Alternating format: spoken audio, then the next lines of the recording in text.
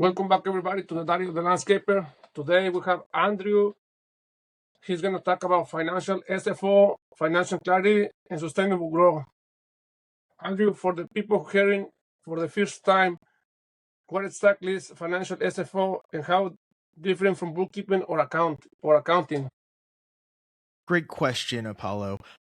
So as a fractional CFO, the way that I like to describe what we do is we are your advisor / coach, where a bookkeeper is busy putting in all the coding, showing, this is this type of revenue, this is this type of expense. They're putting together the information for a business owner to know that money is flowing in and out of the business through the income statement.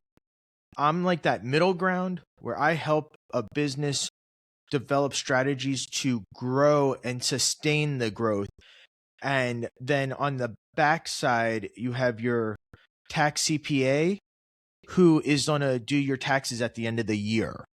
So I'm helping strategize successful growth so you don't just go and 10x your business and don't have the most important asset or capital, which is cash, to sustain the growth. So, in other words, you just don't focus on the numbers, you also focus on projecting how can the business grow faster or profitable. That's great information. Correct. Thank you. So the next question is, why do growing business often hit a ceiling without financial leadership? So that's another great question. What I worry about is, as a business owner, you have gotten into your field because you may have been great at landscaping, you may have been great at painting, you may have been great at whatever your business is. The difference is that with the back end advisory of that fractional CFO, we can start talking strategy to you in the simplest terms and make sure that we understand your goals and what you want to achieve and break it down into a projected growth strategy that meets your needs as a business owner. Okay, and what kind of business benefits from your financial SFO? So Sorry. You're good. Go ahead. Yeah, it was. I would say it was CFO, no SFO. CFO. Yeah. What kind of business will benefit from that? That is every business can make a fractional CFO service beneficial to them, because what happens is a true CFO is on a cost of business between $75,000 and $200,000. As a fractional service, we're coming in and we're making a game-changing strategy for small businesses between 0 and 25 million to have access to those individuals that would be potentially working privately for that company, making those strategies, being part of the management or executive team as the advisor of what they're seeing from the goals and designs of operations. Okay, so another words, you help any trade like landscaping, concrete, so all the types we call it blue collar businesses. Yes. Okay. So blue collar to me has a special place in my heart. Before I started doing fractional CFO work, I actually worked for some various industries, being that person getting those paper cuts and bruises, helping business owners grow. So I now, living in Tampa has a very big blue collar community, from new construction, so shell companies, drywall companies, landscaping, painters. We have that industry, and that's what I have been doing the last several years. And sometimes the difference between having a good bottom line and a solid bottom line is just that strategy of finding how is our cost behaving and where can we either increase our profits by charging the customer a few dollars more, or are we large enough that when we go in and we buy our oil for our lawnmower, do I have that many lawnmowers that I can buy a couple cases at a better pricing? And all of this comes down to multiple strategies of, do I have the cash flow? Do I have the needs for it? Do I have the means for it? And then these activities change how you function. So if you're able to buy one quarter, so January, February, March, if you can buy all the oil for your machines to maintenance them through the quarter, you probably got a better price than if you're buying it weekly or monthly on your own. So there's strategy everywhere. It's just, how do you get to it? Definitely very key points that you touched right there with that, yeah, because as a business owner, we just focus on working and getting the job done, and we tend to forget about those little details that you mentioned. But at the end of the year, that little detail is big numbers, because we just go to the nearest store, and that big box store is gonna overprice, or not overprice, but at least it's gonna be way more expensive to buy a hairstyle. So they're very great information. Thank you. So let's move to the next question. For your experience, what happened when your business grows without understanding its numbers? Sure. So this is an interesting concept about having to know your numbers. And I'm glad that you are thinking about it, because not every business owner thinks about the numbers. They just think, I go into business and I'll do sales. And knowing your numbers is the most important takeaway that you can get, right? Like, if you're trying to expand your business and you're mowing some lawn in some neighborhood, one of the easiest ways to know your number is, after you're done that lawn, is go door knock on 5 or 6 doors in that neighborhood just to introduce yourself. It's free marketing. You just finished a lawn. You're like, hey, Billy, I just finished Miss Susie's yard, and I noticed you haven't had any yard service in a while. What's the story? That's a sales number story, which is also important to accounting, because as accountants, we're taking history of how have you done your sales. Knowing your numbers also is not only making the sale, but how quickly are you collecting your payments? Because at the end of the day, cash flow coming in is the most important part of your business. It's your bloodline. Cash coming in allows you to pay your employees, allows you to pay your bills, allows you to keep your lights on. Yeah, definitely. Very important. Yeah, as a business owner myself, yeah, if we don't focus on the numbers, yeah, I would say we're gonna be running into a big problem, because you feel like you're growing, but at the end the money just flow through your account, and you don't understand where it goes, or you don't understand what is missing, and it become very stressful for business owners, especially with the guys starting up there. I would say, yeah, one of the biggest and the best investments that you can make is start getting a service like yours, so they can quickly boom or grow their business, because the numbers says it all. Correct. And one thing that I have been telling new blue collar businesses is, the most important thing is the setup, right? You want to get your LLC. You want to get your EIN. If your services have sales tax, go to your state and get your state resale certificate, so you don't have to pay sales tax to your vendor and then collect it from your customer. And the final thing is depending on your industry, is you want to get your first business credit card as quickly as possible. And I say that because there's 2 important things that I believe make and break a business. And Apolo, I know that you may be a little bit different, because most new businesses, we're coming into start our business in the digital age, where everything is Facebook and Meta and TikTok. And I grew up in school with it, so it's very different from those that were born into it. And I believe that getting that credit card is the most important thing, because if you can get your website up, and then whether you do some type of advertising, or even better, I believe that local service ads by Google, the LSAs, where if you fit the criteria, basically you're self-promoting yourself, you get that phone number on and somebody clicks and calls you, you're getting true high quality leads that are asking, I need your service today.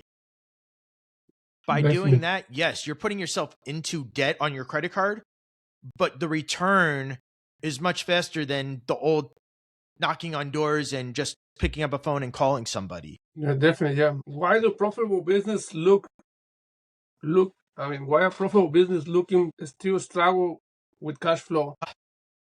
There's a lot of reasons. A lot of business owners, they have been on this journey of from starting their business in the beginning all the way up to wherever they've gotten. And a lot of times they never had the support. And the hardest thing that anybody can do, and my dad tells me all the time, change is hard. Change is difficult. It's a mindset. And without it, you can't help somebody get to that next level unless they're ready. Yeah, for sure. Yeah. The mind, the thinking is definitely one of the things that I see. A lot of people that looks that they're getting profitable business, but they're still struggling with the cash flow. Is the mindset for sure? Yeah, I have a few friends that I would say that are on that situation. They're doing it, but at the same time they just running like a chicken without head. I call them. Great term. I love it. That's one of my favorite terms to use. If you don't mind, can I just share a quick story to talk about what we're talking about? By all means, share whatever you have. That's what we're here for.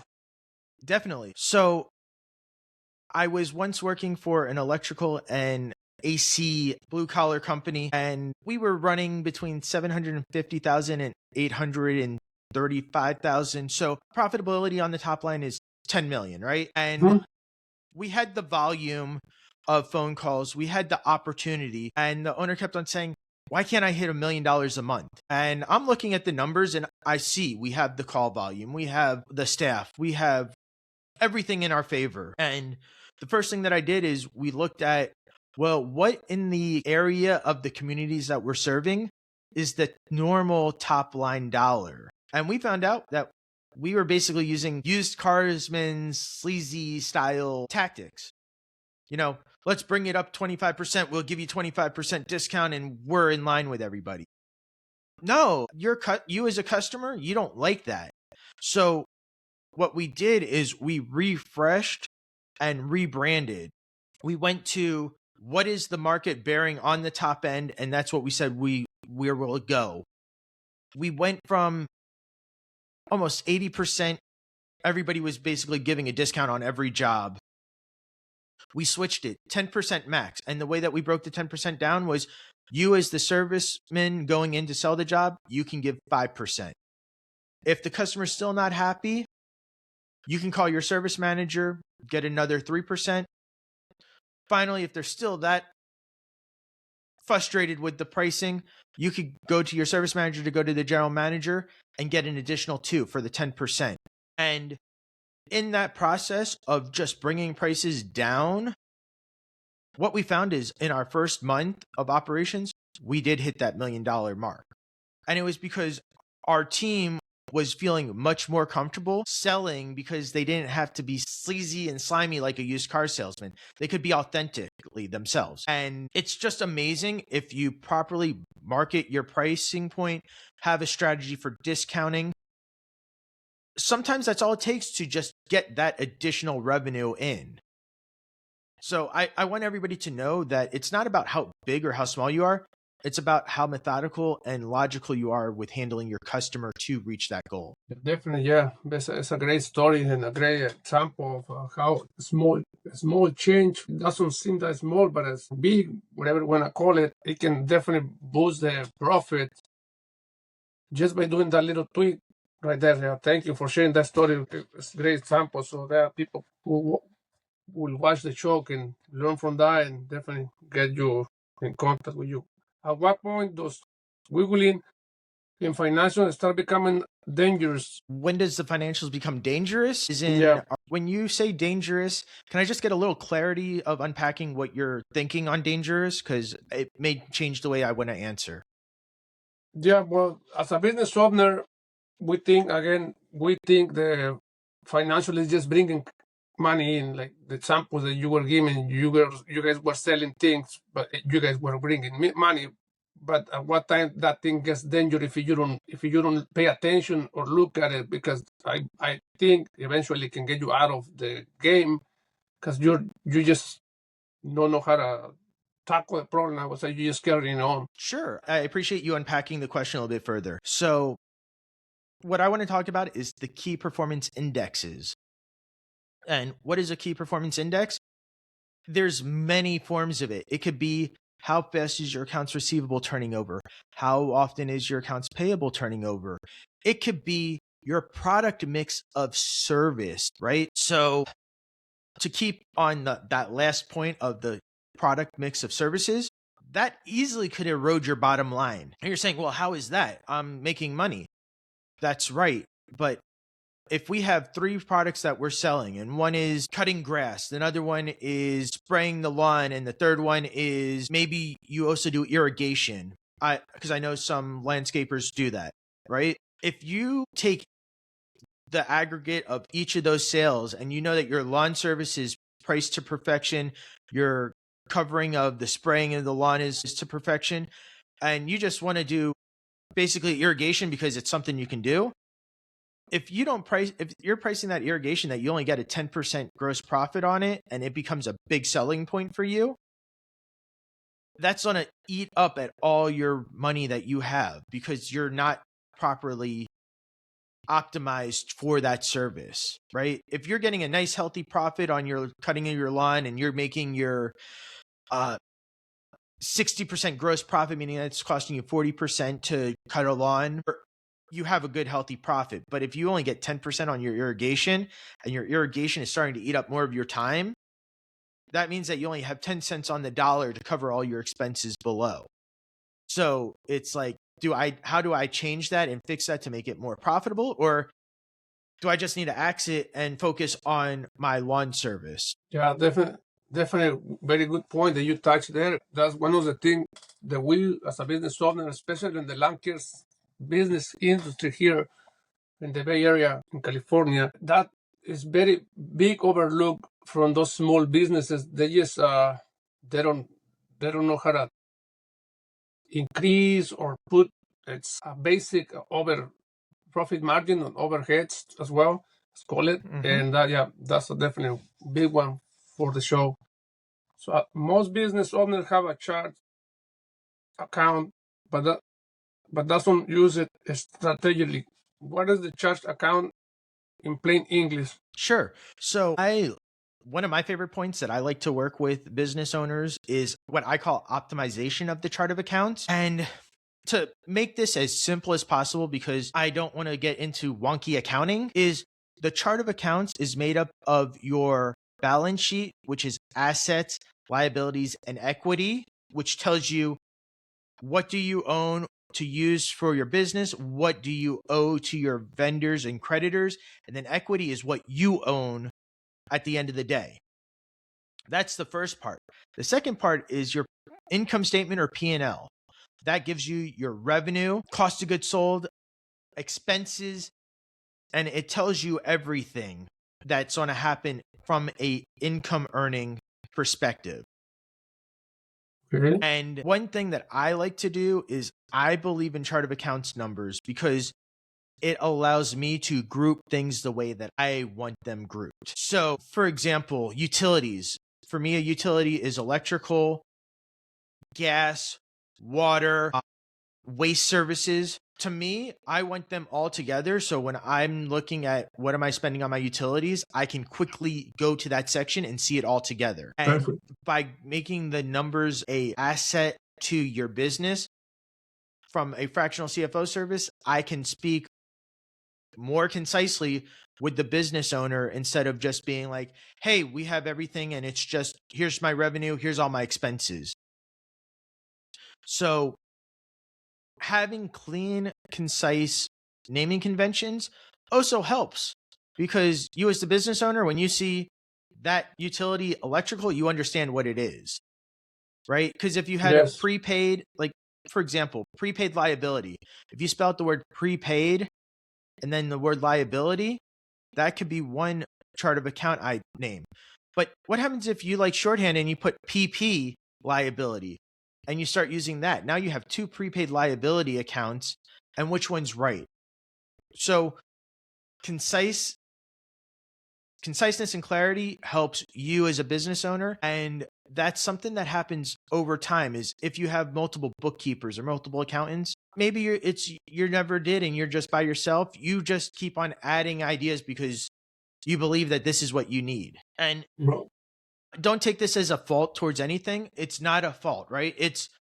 We're busy wearing multiple hats all day long, and sometimes we don't remember, not because we intentionally forget, but because we were thinking about, man, I didn't cut that lawn grate and I need to probably go back so the customer doesn't get upset. Anything could happen. Yeah, definitely. You take a lot of load out of our as a business owner, as a brain function, because we can focus more on the service instead of the number. Yeah, because you just said a key point. We try to wear all the hats, and at the end of the day, that's way more exhausting and stressing. Like my case, I'm good at out there, but when it comes to numbers, understanding it very clear is not my cup of tea. So yeah, I'd rather let someone else handle that for me, and I focus on the service, but and not struggle trying to bring those numbers up to the point that you're saying. That's great. Thank you. How does well-structured SOA improve decision making? So decision making, everything that we just talked about, the optimization, which is basically a cleanup of all of your balance sheet and P&L, where we go from there is very simple. Just like we were talking about the product mix a little earlier ago, that product mix becomes important because then we can start doing what I call is a costing structure. So we can know, how much am I charging for a lawn? How much is it costing me? What's my bottom line? And then we can start to tweak and find opportunities and then say, hey, my product mix was this for this year. What happens if I do a little tweaking in advertising and I can grow this section? What would my revenue look like? And then we can get into that, right? One of the other things that I like to talk about that helps growth, and I actually was talking to a lawn care company here locally by me, and one of the things that I was talking to them about is, what I would see is I would have almost like a 3-layer system. A basic lawn, no pavers, no nothing, easy to cut, right? Maybe a location with addition of pavers, and maybe an addition of, if they have an irrigation system, because you need to be protective not to, cut up, destroy the system of the sprinklers and all that. But what you can do is, let's say that 500 square feet, anything less than 500 square feet, it all runs the same because it uses the same amount of gas. You can now set up a structure of, this is going to be my price point for a basic, just a lawn with pavers and sprinklers. And now you can have, your pricing. You walk up to the customer and say, hey, homeowner, this is what it's going to cost you. Like, you don't have to think there, strategize it. You just know what it is. And then maybe you want to say, hey, if you buy this is a one-time cut. This is if you buy an annual cut once a month. And this is if you buy cut twice a month. And you can give them 3 options to use your service. So let's say, and that service is already strategized to optimize your dollars that you're going to earn. Now you're giving the customer an option of saying, which do I want? And that may lead to more revenue for you as well. Yeah, definitely. I started using it like 3 years ago. When I present those three numbers or those 3 options, they usually go with the middle or the higher one, because it is a better value, it is a better service. So at the end of the day, we make more profit. So yeah, what are the common mistake business make when setting up their chart of account? I wouldn't say that it's a mistake because most systems out of the box today, they give you a very generic setup. Now, I do believe, does a blue collar business want to have the chart of accounts a certain way? Does a e-commerce want it another way? And does a hospitality business want it a different way? Yes, because you all are different industries and you have different needs of how concise you need the information for your decisions. So yes, I do believe that the out of the box chart of accounts can be improved for your needs. It's just at what time do you need to get there, right? Because if you're first starting out, my goal is I would be like, let's save your money on fractional CFO services. Let's see you hit some of those goals and then we can optimize. And Okay. I'm not saying that I don't want to make money, but I believe in my heart that if I help a person and I make them understand that they're not ready for me, in the future when they are, I will have a higher chance of them wanting to come back to talk to me because I am being honest with them and I'm not just trying to make a quick buck. So the question is a good question, and it really ultimately depends on what type of capital do you have at the beginning to do it right away, or do you need to take a little time to grow and earn money to do it? Either way is correct. Yeah, definitely you touch a big one there too. Being honest and transparent will definitely bring you more loyal customer, I want to call it, because I start doing it too. I told straight up to the customer, look, I'm not a contractor that just gonna say you yes to get a few $100 out of your pocket. I'm the contractor who's gonna solve your problem, and your yard is gonna look beautiful for many years or decades, not just a fraction of the year or a portion of the time, and then you're gonna be struggling. Thank you. So what's your landscape structure that chart of account different from other retail and office business? So the reason why we want to make things different is because of the needs. And when I'm talking about that, there's two types of income statements. There's the traditional, which is just everything is listed, revenue at the top and all expenses below it in alphabetical order. That's how QuickBooks does it. The reason why I like chart of account numbers is because then I can put items into cost of goods sold. I can put items into discounts. And what that does is it allows me to bring those items into a spot where we see full transparency, right? So with a discount, you have your sales number, which is your revenue. Discounts, we make what we call in accounting, not to get wonky, but is a contra account. And what that does is it means that a discount is part of sales. And what we're doing is if it was just in that sales number, you would just see the grand total of your sales. So it'd be sales and discounts, right? And the reason why I like to break it out is because the discount is a item that you prefer to give to your customer, and that then allows us to see our gross sales for the period instead of our net sales. So when you have your sales less your discounts, you get to your net sales, and that shows you how everything is flowing on your sales. Okay. So that's one way that I would optimize to give you as a landscaper the ability to know how you're performing, because discounts are important. Discounts can make and break you. For sure, yeah. So that takes to the next question. What is costing analysis and why do business owners avoid it? That's a great question. And it's a simple answer. I think we kind of touched on it earlier in our interview where we were talking about as a business owner, that's what you are. You didn't go to school for accounting. You didn't go to school for financing. You had a passion and you said, I want to do this for myself. And you scribbled some numbers down, whether it was on the back of a paper napkin or on a piece of paper, and said, yeah, I got this. Let's do it. And let me tell you, that's the attitude that it takes to be entrepreneurial. And then once you earn that first dollar, you're like, okay, I can earn my second dollar.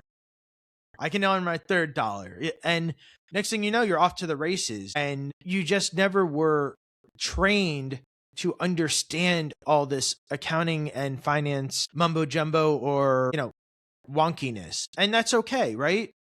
That's why I'm Yes. here, is to give you that ability to focus on what you're good on and create that partnership where we both win together. When should a business seriously evaluate its costs, early and or only when problems show up? So I'm a firm believer that you should always have your finger on your cost, because if you're not looking at your financials monthly, quarterly, annually, you're missing opportunity. And the real key part that I want to hit is the KPIs again. Those KPIs that we were talking about earlier, they are your parameter, they are your metric. That is your temperature check that you can check on a weekly, bi-weekly, semi-weekly basis, and give yourself the idea of knowing how did you perform for the last couple of days or the last week. If that and if I need to unpack that a little bit more, just ask and we'll go further. No, sure. No, your answers are great. Thank you. It's very, very helpful for the community out there to understand the numbers. And again, it's everything is key. What is a product or service mix, and why does that matter? So the product service mix is important because that will tell you how you're performing. One thing that I want to talk about product service mix real quick is this is a non-accounting idea, but it's important, right? When you're if you have 100 opportunities in the month to make sales and you close 10, you have a 10% close, right? And let's say of that 100, only 40 of them were in your wheelhouse of your service that you provide. The rest of them were not applicable to you. Now you have a 25% close because you only had 40 opportunities in the month. Now in that non-opportunity section, let's say there's 6 items that are all the same, and it's a new service that you've been thinking about offering, and you decide to pull the trigger and say, I'm doing this. So next month, you have an additional 6 opportunities if you get those same 6 calls next month. And you sell that. And let's say you can close 30%. That means that you close an additional 2 sales a month. That gave you the opportunity to see what you're selling and what you're not selling, and what type of opportunities to add to your business can help grow your business. Okay, thank you. What kind of landscape business discover which service? No, or how can a landscape business discover a service actually make money and which one doesn't? That is all done through costing, and that's one of the things that I like to do is I like to take how much are we charging for this job, and then take all the expenses that are related to the service. And a lot of times the reason why it looks very profitable but it turns out not to be is you need to buy auto insurance or commercial auto insurance, you need to buy liability insurance, you have a truck, you have gas. Sometimes these items are left out, but they're very integral to getting to the job and completing the job. Yes, are they variable and are they indirect? Yes, but they do have an impact on your service. So the more detail you can put into your costing, that will get you back to the bottom line that you want to earn. Okay. Have you seen business grow faster by doing less but more profitable? Yes, that's a real thing.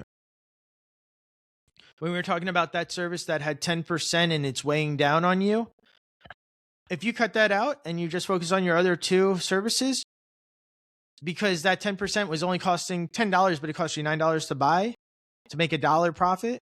If you cut that out, how much more money do you make by cutting that service? That can only be told through the P&L and calculation, because I don't know how I can't say I cut 100 lawns or I did 100 of this service or that service. We're just talking about what is our total revenue for one service and what is our cost associated with that service. The next step would be putting the number of services that you expect to do each month or each year, and that will give you your total revenue. Thank you. There is thousands of KPIs.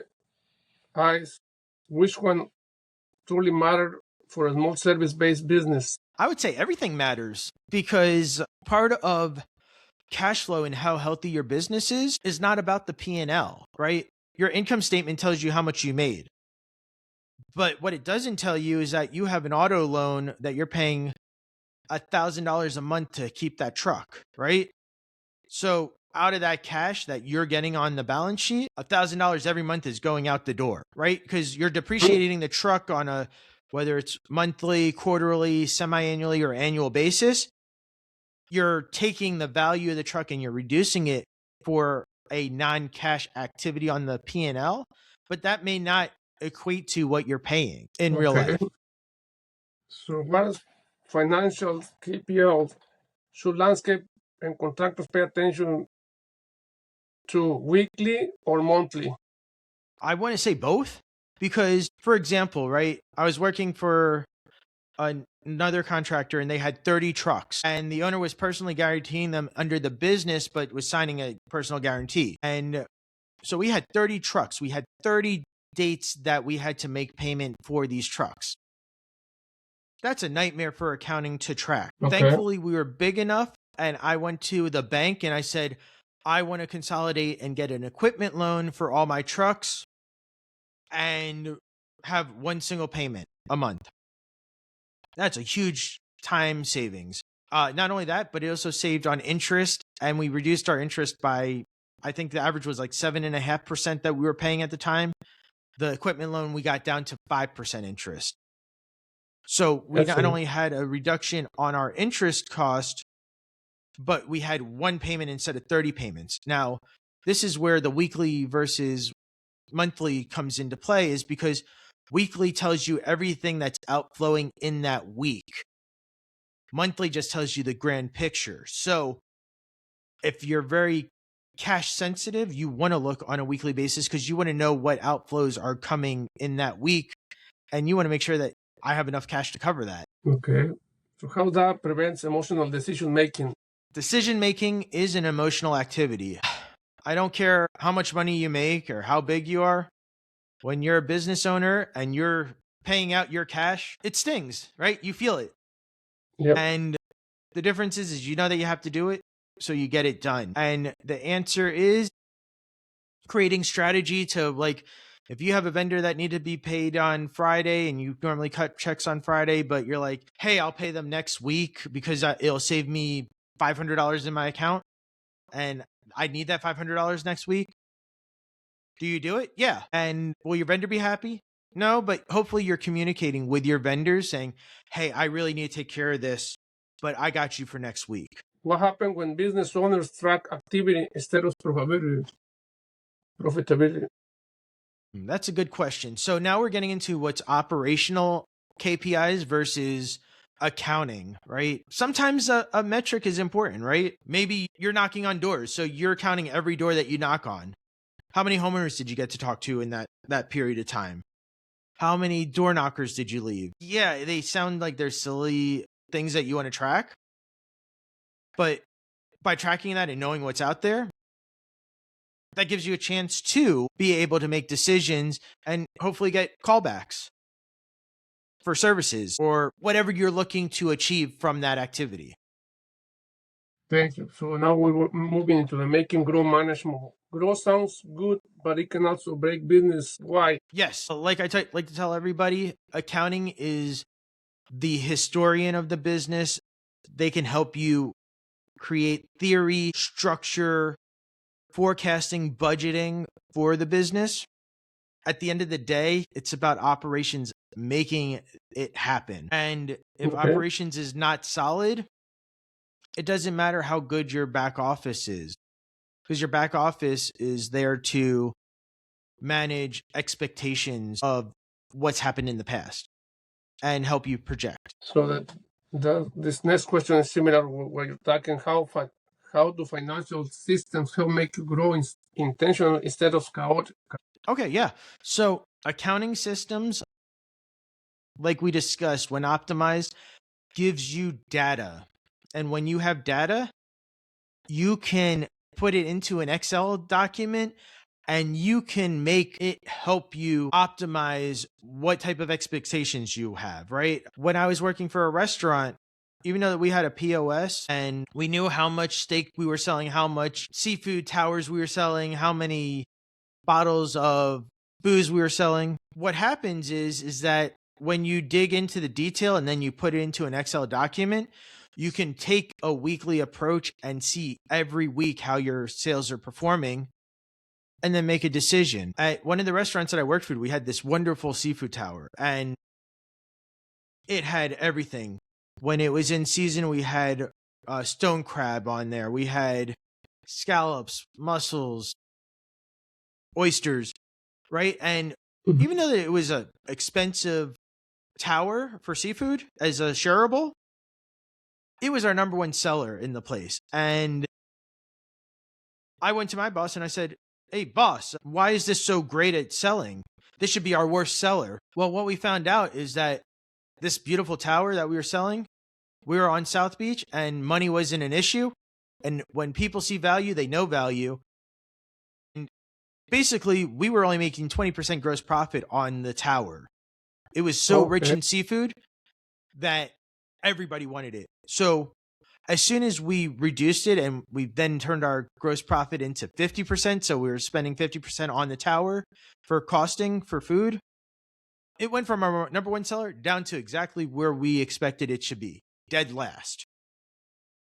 And that's okay, right? Because sometimes you want that item there because that's your forte and you know you're going to sell it irregardless, right? Mm-hmm. So that hopefully that answers your question. Very good. Thank you. Yeah, all your answers is being great and helpful. How do the client decide when they are ready to So ready to grow, as what we do as fractional CFOs is, of course, we're advisors and coaches, as I told you. Mm-hmm. But the ultimate decision of do we grow comes down to ownership, right? If you're making $500,000 and you're happy and you are taking care of your team and everything is just perfectly happy for everybody, do you have to grow your business to $1 million? Probably not if you're happy. But if you have that hunger to expand your team, to provide more for your team, then we can look at the numbers and we can do forecasting and budgeting to see how to grow. So basically, it's based on us. That's how hunger we are on growth or stay equal. Yeah, I cannot decide that or have two terms for that. Either my growth as a growth, right? It's either I can grow on labor force or I can grow in profits. So would you make your clients understand that? Where do you want to grow, like bigger or profitable? Good question. So one thing that I always tell people is, let's say you're investing in marketing to grow your business and you expect the marketing to grow so much business that you need 3 new employees, right? Now the question is do you bring on the employees one by one as that growth occurs? Or do you just bring on all 3 employees and you say, this marketing plan is going to work. I know we're going to have the business. And now you have 3 employees for 3 months and you didn't have any of that expectation come about. Okay. And then the next common question will be common financial traps. What is the biggest financial mistake you see service business make? There's so many.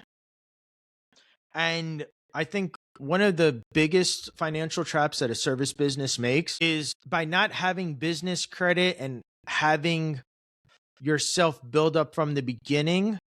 When it comes time to buy a new lawnmower, it's like, oh yeah, I got the cash. Let me go pay it.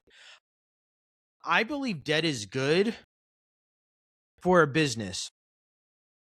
And the reason why I say that is because if I have to put out $2,000 for a lawnmower Is it cheaper for me to pay it out over 12 to 24 months with whatever type of note I can get for it and pay some interest and keep the cash in my pocket?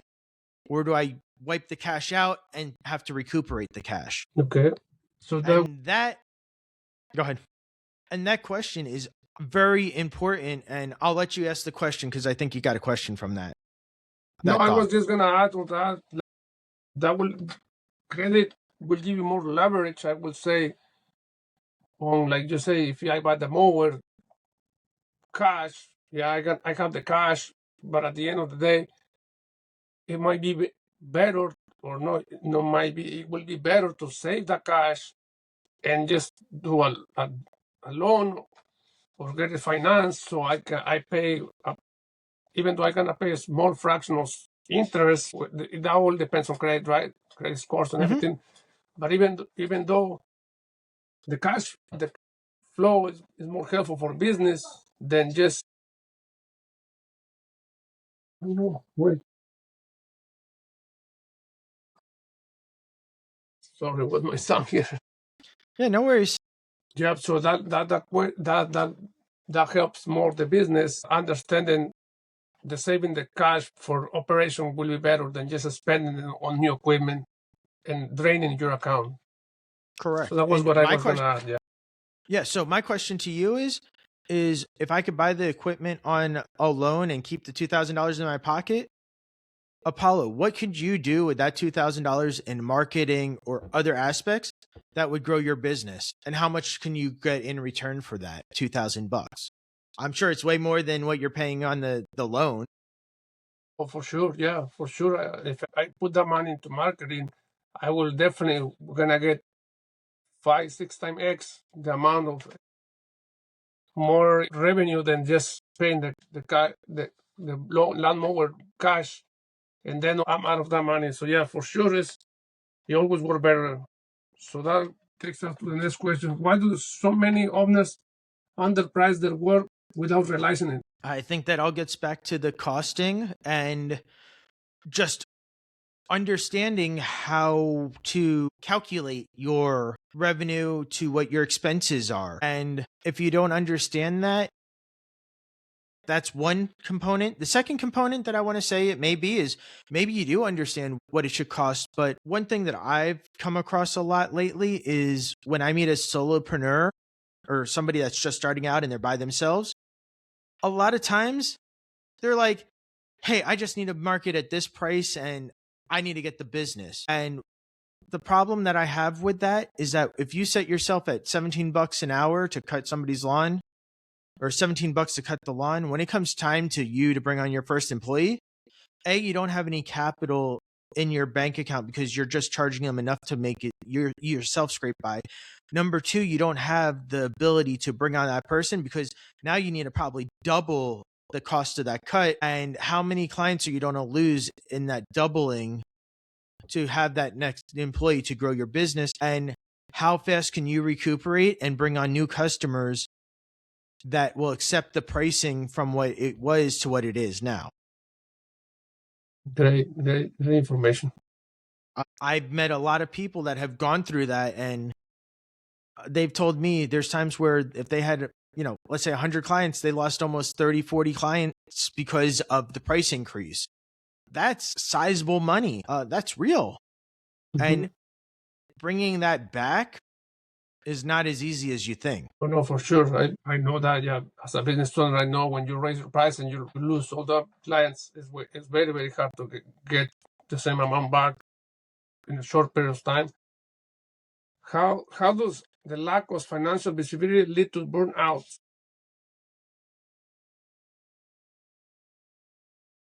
Sometimes I want to say burnout could happen because of financial lack of visibility, but my caveat is that if you as an employer or you as an employee don't take care of yourself, that can lead to burnout too, right? Because if you're just running 24/7, that's not a financial visibility problem. That's a problem of I'm a workaholic. And there's nothing wrong with that. So I want to say burnout could have multiple components as to the why The question would be sitting down and diagnosing the situation with each individual to understand why it occurred.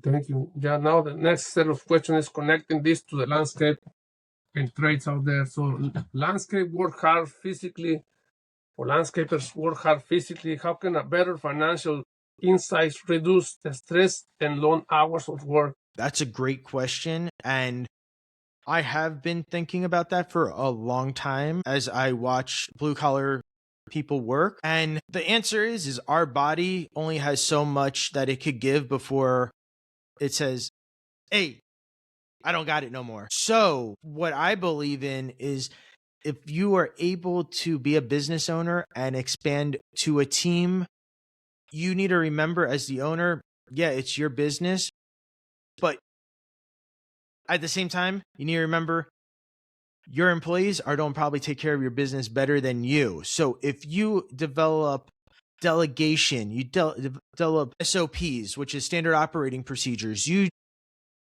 do training with your employees. I know this all sounds operational, but it also affects accounting because we see the numbers at the end of the day.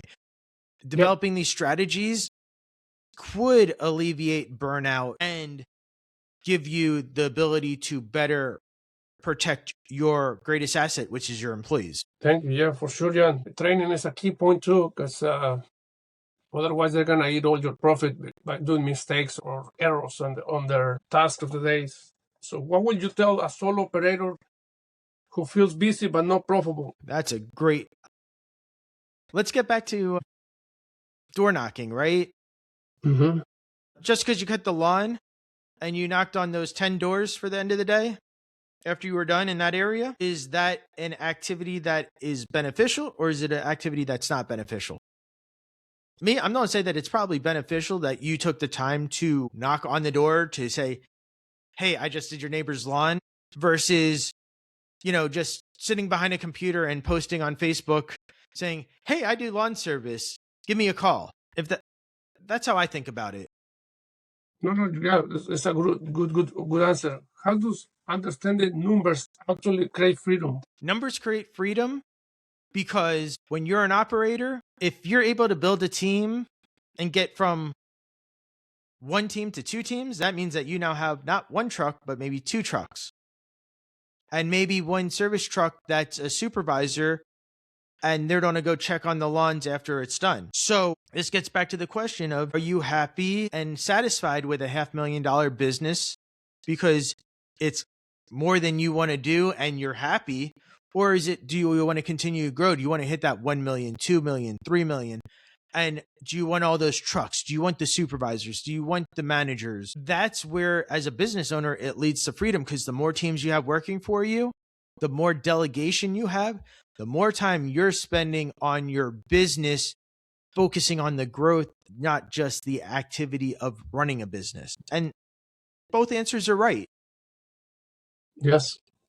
So one of the other question they bring out here is one sign a business needs financial leadership. So when do we need financial leadership? One sign, yes, one sign that you can see is when you need financial leadership. I will say from my side, but I want you to answer.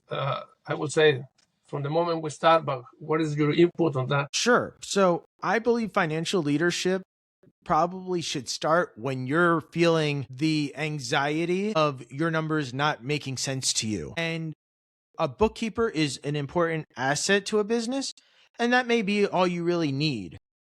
And then you need that fractional CFO that gives you a couple hours a month, sits down and talks to you about how you're performing, does some back end stuff on their own to prepare for talking to you and advising you. And then from that, you get your forecasting, your budget strategy, your implementation of how do I want to grow, and be methodical about it. Great. Now this is the question. If a business owner is listening and feel overwhelmed by the numbers, where should they start? Where should they start? Where should they start? I say, where should you start and when should you start? when you believe that you're needing it, right? I talked to some of the individuals that I've been talking to for a while, and I've told them, it's great that you're using an accounting software and you're doing sales, right? Let's say that you have 3 sales code, and one is called psychotherapy, one is called psych therapy, and one is called psych. And they're all sales codes that you can use on your invoicing to bill your customer. They all say the same thing. They all do the same thing. This is where optimization comes in and cleaning up everything. So you get rid of duplicates, you get rid of naming convention issues.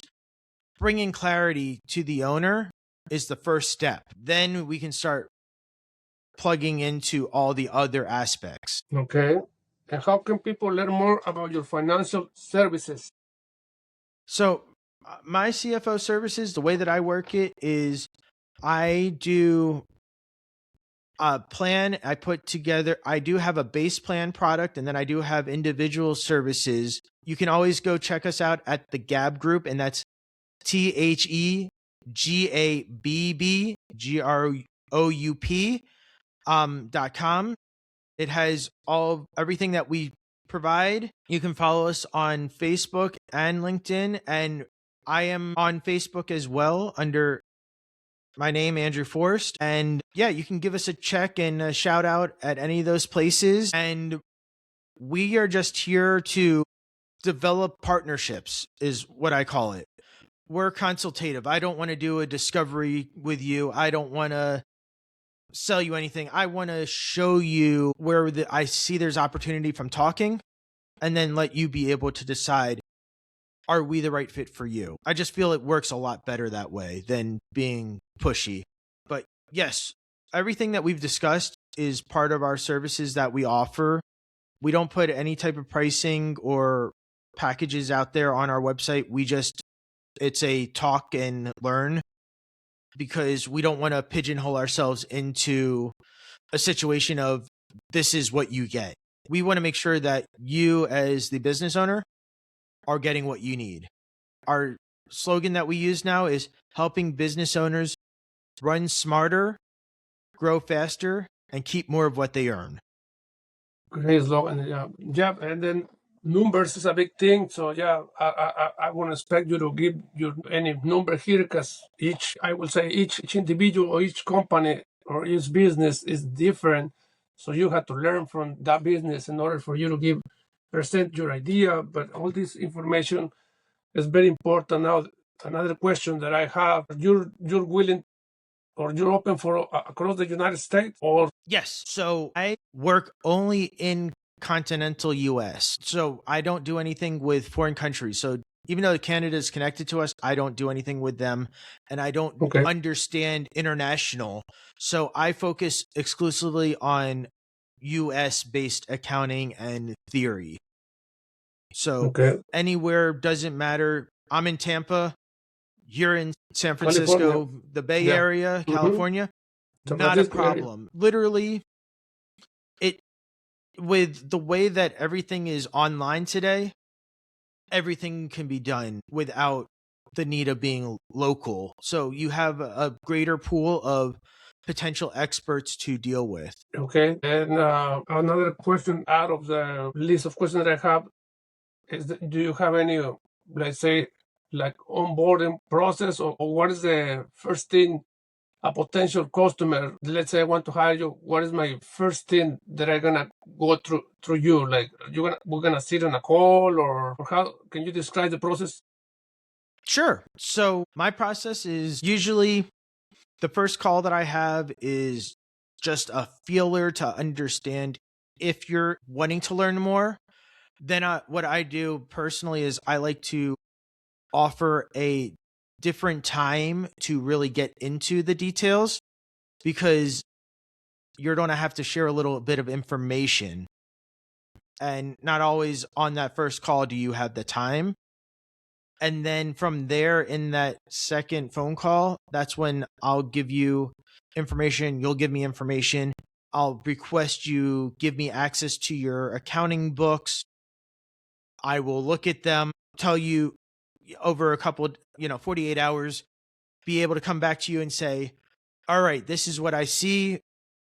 This is the game plan that I would suggest to you. And of course, you don't have to take everything, but I will give you everything that I believe is of value. And I'm not going to present you with something that doesn't add value to you. So if it doesn't make sense, I'm not going to tell you that it exists or that's something that I do, because I probably don't think that the value is there for what you would pay for that service.